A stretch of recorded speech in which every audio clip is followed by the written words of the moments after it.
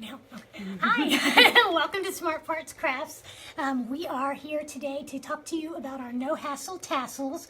We've been a little bit obsessed with tassels here lately and wanted to show you some of the different techniques that we have come up with. Today we're going to be doing a smaller version of this tassel here. Got a nice blend of colors and textures in there to really make it pop. And the way that I have started out with this is by cutting a thin piece of leather and using this hole punch. So I just do some evenly spaced holes all through there, just a little sample. And I've already gotten started just so I can show you the whole process here. But what this does is enables you to space out the different colors and textures the way you want to, and to have your tassel lie perfect or lie in that pattern. Okay, of course it's giving me a hard time.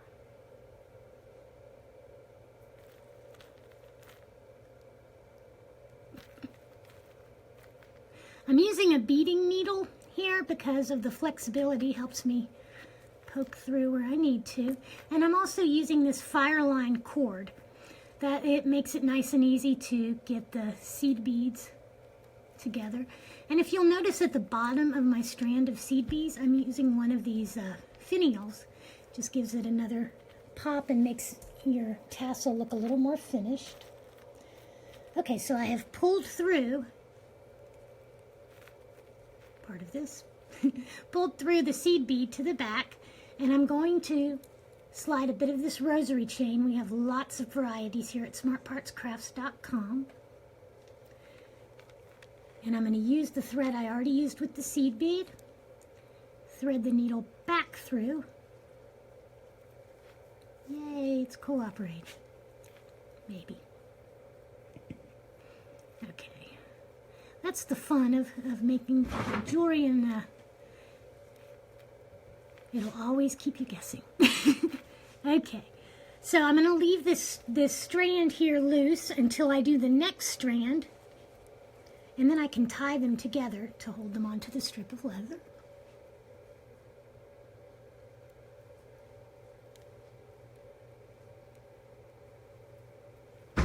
And again, I'm going to start in the back. Sometimes with the leather, your holes may start to close up as the leather shifts, and you can always use a needle or even use your hole puncher to kind of push through it again. That way you don't end up with the same problem I had. Again, I'm going to slide this through.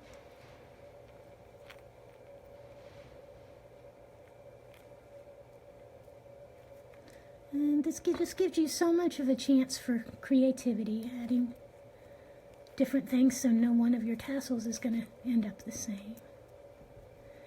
Okay, and like I said, we're going to tie these two loose strands together.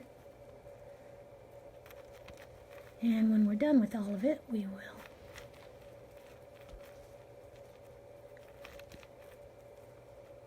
just snip off the edges.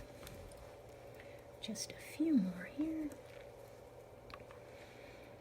And over to my left, we have just some examples of the supplies that you can get for this project on our site. Again, we have the rosary chain. This is a 4mm rosary chain that keeps it small enough.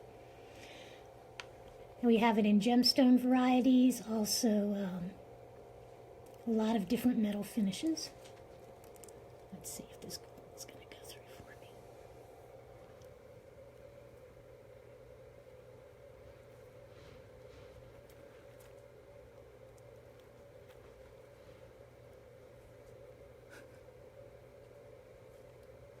Thank you for being patient.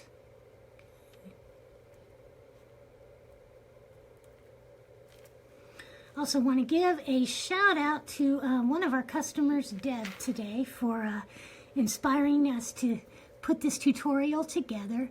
You know, we like to listen and learn from our customers and see what it is that you're interested in, and see if we can bring just a little touch of creativity to it. Oh wait, yeah. I see what I did there. Okay.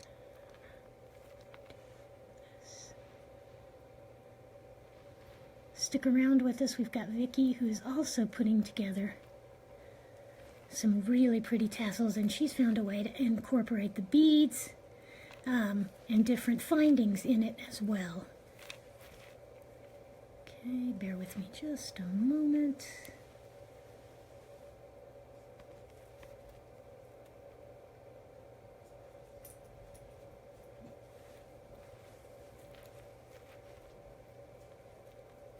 And I suppose this is a little bit of proof positive that literally anybody can do this.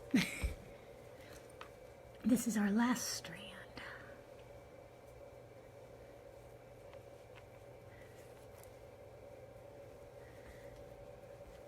Now we talked about how the having it on the leather strip will help us organize it and keep it in place. It's also going to help it hold together into the end cap that we're putting it in, which you'll see in just a moment. Do not. Okay.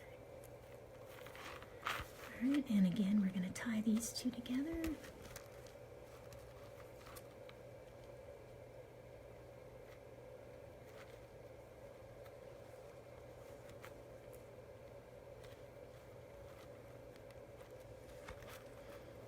And even if we have, like, this one came out on the front, that doesn't matter because the leather here is going to be hidden under our cap. I'll just simply snip off these edges.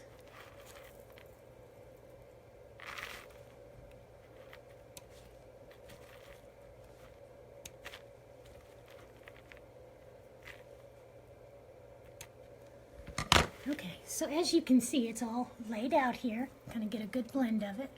And I'm going to coil this together. You want to do a nice tight coil.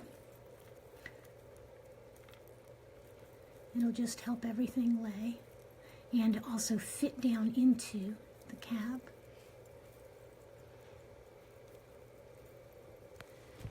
And we are going to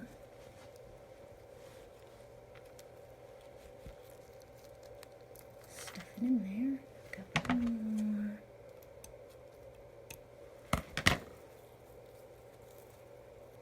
You'll see that it's going to poke out a little bit, but all I need to do there is take a pair of pliers, in this situation some scissors, and push it up.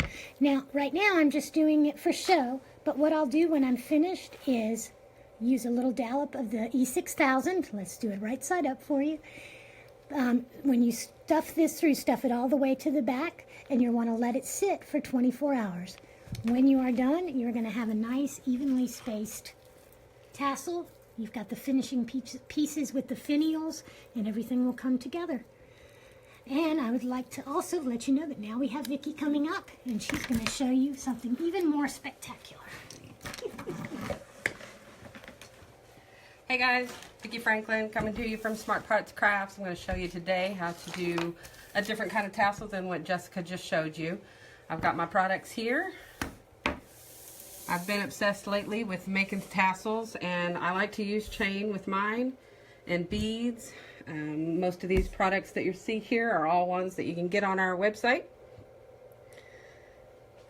And I'm going to start my project. This is just a little bit of beading wire here. I'm just going to take me a good amount here.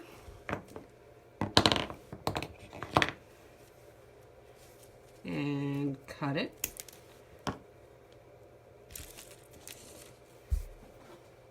These are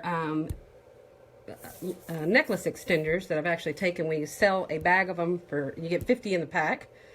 So I'm actually able to make 3 tassels out of 1 pack. They come, I think we've got them on the website in bronze and silver.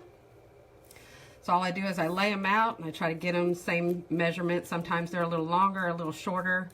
For a nice even tassel, I try to lay them out to where they're even size. I then take my beading wire and I'm just going to go through that top loop, basically kind of sewing it.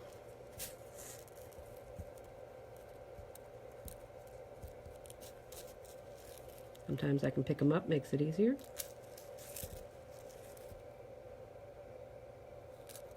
Just again, going through that top loop. Got lucky that time, got 2 of them.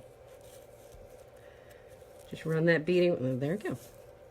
Run that beading wire through the top.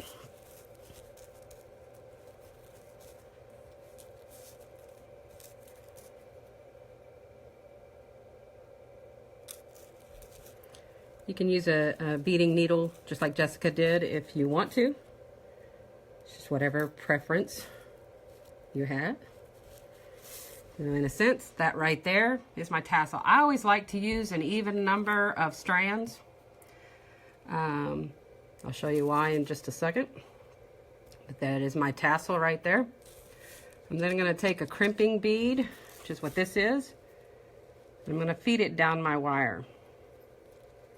So you're going to put it over both your wires because this is going to close off your tassel for you. I'm going to pull it down my wire and I'm going to give myself some extra room because this is where I'm going to put my beads. So this is this section right here. So I'm going to take some crimping pliers and I'm going to squeeze this closed. That's the wrong one. There it is. Sorry. I'm going to squeeze this closed. And that right there, once it's crimped like that, closes your line. Your chain cannot fall off this now. I'm going to take it down to the bottom. I usually use 16 of these. So I'm going to separate them 8 to 8. There's my tassel. Next thing I'm going to do, sometimes I leave this a little bit longer just so I can cut a piece off. Go ahead and cut it.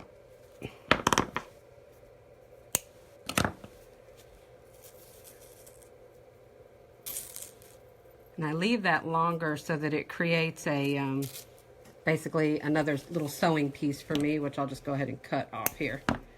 So if you left yourself a longer piece, which I don't need it that long,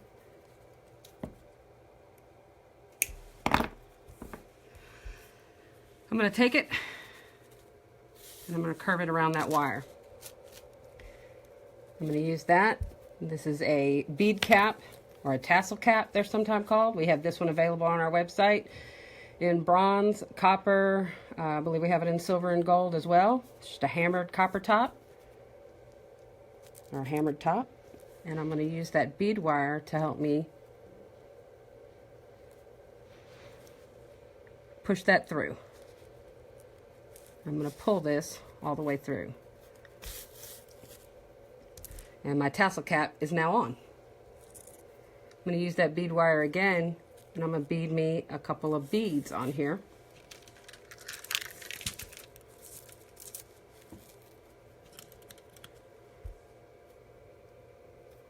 So again, just using that like a sewing thread.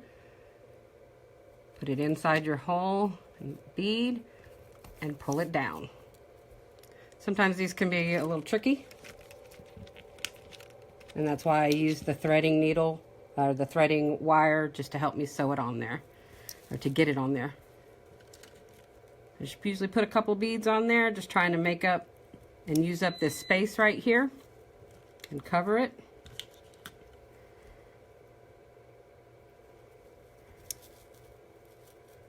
And one more.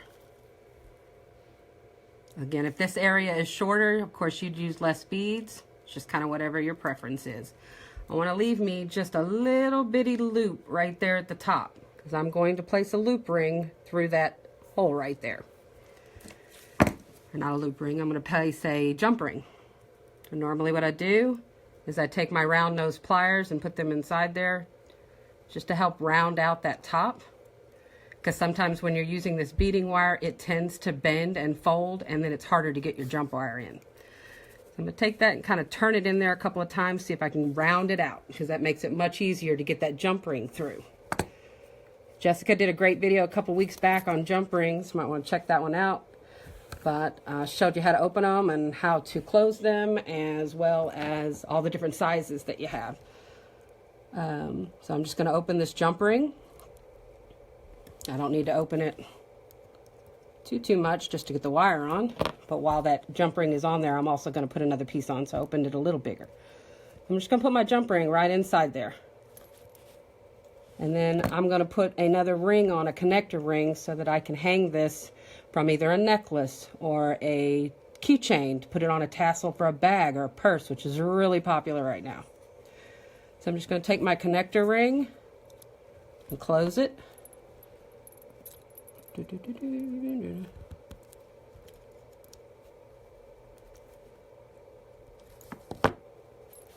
voila, there's your tassel. Now you can take other jump rings and put something on either side of here. Connect those as well. I'll show you one of them if you'd like. I've got a little teardrop here.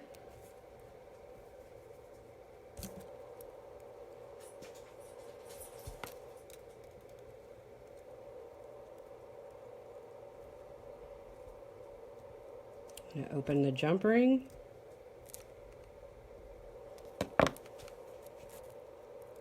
Place my little charm on.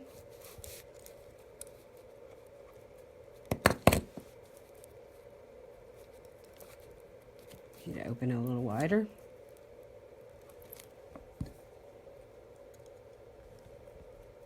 I got it. There we go.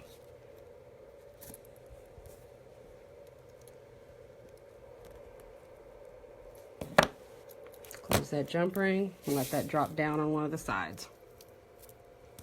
And there's your tassel. And as you can see, I've got a collection here. I am obsessed with making them at this point, to say the least. Thanks for stopping by, guys. Happy crafting.